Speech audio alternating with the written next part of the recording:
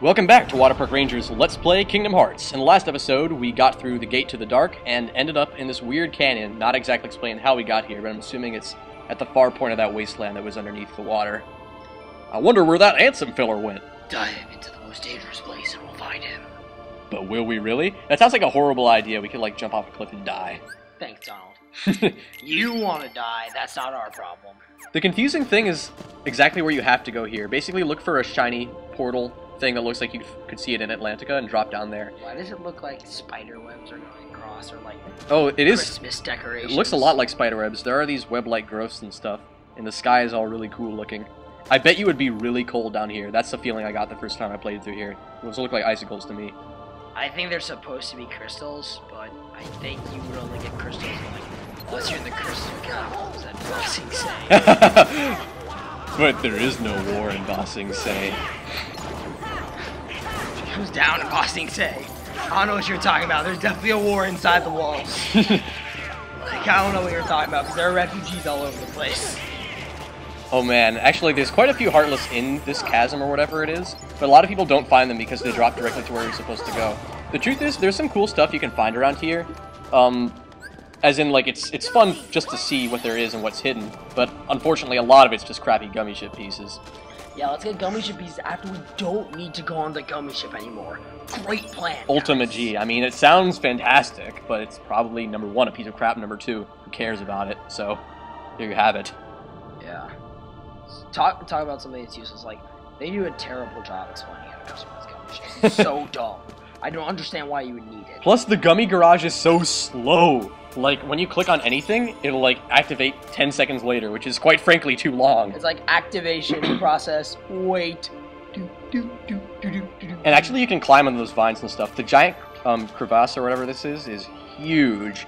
And the spiderwebs, alcoves, or whatever, are the areas that hold the Heartless. And I don't think we're going to find them all, but I wanted to at least drop into a couple to check them out. Actually, if you ever pause it, then you'll probably see something at the top right corner. Right, and they always let you know. That's kind of cool. Actually, the reason that I might have thought of this place being cold was because at the time, I had, like, the fan on really high, I remember. So I was super, super cold. Honestly, actually, the first time I played through this place, it reminded me a lot of the Crystal Catacombs, just minus the waterfall. Oh, so, wait, I'm guessing, when was that, season of Avatar? It's 2. It's, where the season finale for 2 happens. Oh, so basically you saw the show before you got to this point. Basically. I see. That would certainly add a new perspective to things. Yeah. You have to realize I was really, really bad at this game when I first bought it. Like, I think I had trouble beating, like, some bootleg boss.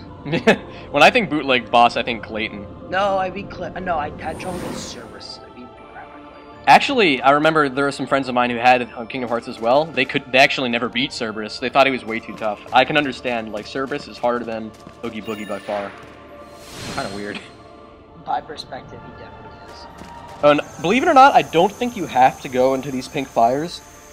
The reason that you might want to skip them is because they take you back to all the worlds you've been in before. Little segments of them that are, like, kind of blockaded off so you can't visit the whole world. And you just fight some of the Heartless from that world. I don't even think that their levels are properly adjusted. Like, they might be the original level of strength, like, before the rescue, potentially. Or I could be wrong about that, I'm not sure. All I know is, like, I always liked coming through. That was really cool that they had a little section every world. I mean, I liked this. I didn't mind doing it again because, let's face it, this is the last level. Once you finish it, the game's over. So I did want to kind of take my time with it. And it's a fun last level that isn't a cop-out. There are some last levels in games which are just so quick and over so easily that it's highly disappointing. So it's good to see one that takes itself seriously, sieging through to the end. Most good ideas definitely have good commentary. Mother 3 had a great commentary. My favorite. Oh, right. I almost thought for a moment that End of the World was my favorite, but Mother 3 is probably my favorite final level. What city building? Just everything about New York City.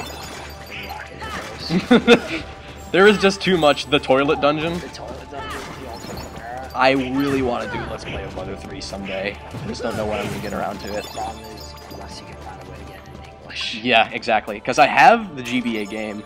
Oh, also each of those little portals that you go into that takes you back to the old world. And that was the Lady in the Tramp fountain right there. For your information. Each of the portals for the old world is going to have a treasure chest in it, which has an item that you got in that world, usually from defeating the boss. Like, you got Brave Warrior from defeating Guard Armor, so it's in the treasure chest here. Kind of weird. I wonder why Guard Armor would have to be called Brave Warrior when he's sort of just sentient armor. I can actually understand... Wait, where do you get Ifrit's Horn? Is that from defeating Cerberus? Yeah. Well, then it should be called, like, Cerberus Horn. Like, why do you take that from Ifrit? Maybe, I think they could have just gone with Cerberus personally. Right, because you do get Sabor's Fang. Right, you get Sabor's White Fang.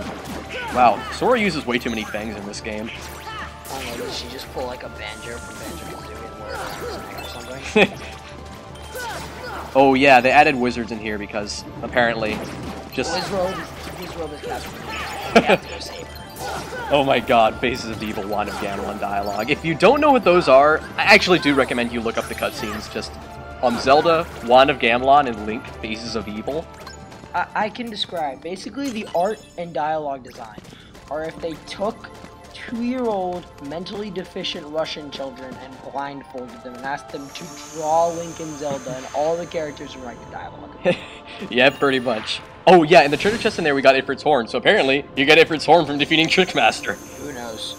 This is weird. Well, we'll check out what you get at the Colosseum. The Colosseum had just so many enemies, so I guess they just kind of picked and choose whatever they felt like for it. Also, I like the Colosseum with the night sky out here. I think it looks pretty cool. Yeah, unfortunately, you only have to get the night side inside the Colosseum. Which is, for some reason, just isn't as cool. Yeah. Oh yeah, you can see now that the Hades Cup has started. There's a giant Hades poster over there. Hades is a weirdo, honestly. He is. He's voiced by James. I know, which is kind of awesome when you think about it. James wrote an episode of Family Guy, how they trick him into leaving. Ooh, piece of candy. Actually, one part I love in Family Guy is when they meet Keanu Reeves. They're like, hey, it's Keanu Reeves, and there's like a woodpecker pecking on his head. It just flies away. He's like, it comes and goes. And when Spider-Man saves him, like, thanks, Spider-Man. Oh yeah, gets me. That's awesome. Oh yeah, although Seth MacFarlane does kind of have a really strange movie coming out, which, honestly, I didn't laugh once during the trailer, which is kind of a problem. It's called Ted. It's like this guy who has a teddy bear, who's like an alcoholic friend or something, I forget. Yeah, I mean, who's voiced by Seth MacFarlane, which is kind of... It could be good if it wasn't so bad. But I guess it could be said for anything horrible, so there you go. Interesting criticism. Like, Daddy Daycam could have been good if it wasn't so bad, too. Birdemic could have been good if it wasn't so bad. Birdemic could have been good if it just wasn't a movie. I'll tell you what gets me about Birdemic. The fact that... No, I mean, actually there are... It's got CG effects that probably could be outdone by puppets on strings. Well, the truth is there are too many things that get me about Birdemic to count, but I can tell you this about Birdemic.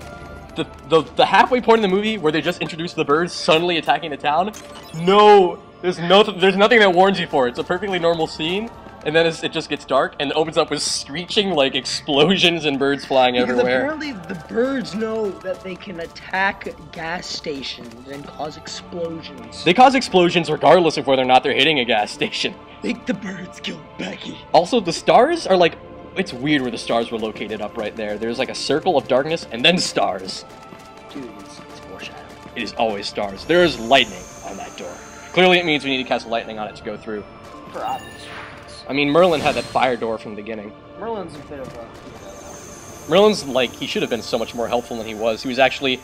Especially his magic practice is like the most useless thing ever. You think Merlin would be a guy who would teach you new spells, but no, he's sort of just like, do you want to practice your magic?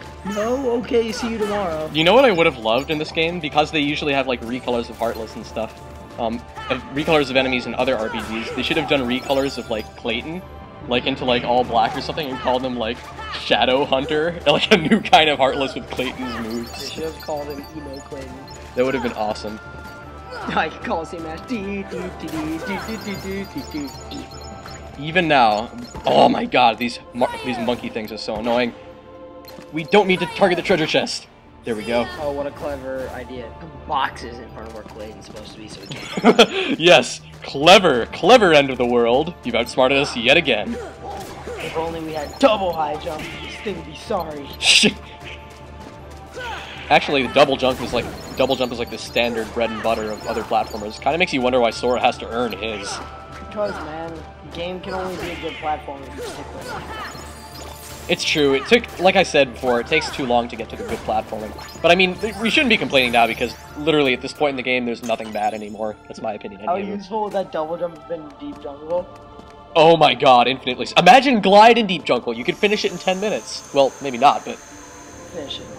No failures, at least. Or at least you'd have to try hard to fail, which would be saying something. Then you wouldn't have... No, because you still have to do the vine jump.